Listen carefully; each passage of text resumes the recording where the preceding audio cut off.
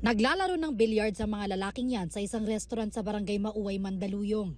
Maya-maya, biglang pumasok ang 6 na lalaking nakasuot ng helmet at nagdeklara ng hold up.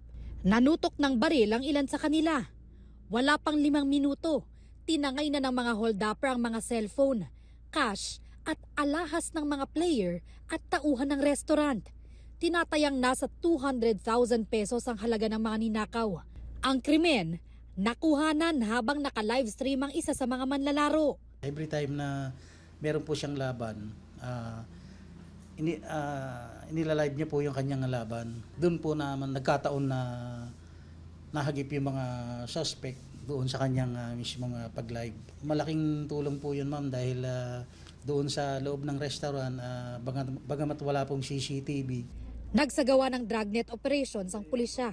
Bago ang krimen, napag-alamang ilang beses munang dumaan ang 6 na lalaki na sakay ng 3 motorsiklo sa harap ng restaurant hanggang sa sama-sama na silang pumarada sa gilid ng kalsada at pumasok sa restaurant para mang-hold up.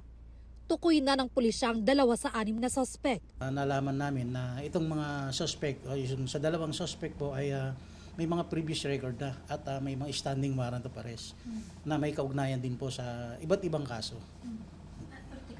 Particular robbery and illegal drugs. Sa aming pag-iimbestiga, mga taga-tagig po itong mga suspect natin na dumayo lang dito at ng hold up. Kasalukuyan nagtatago na po itong mga to.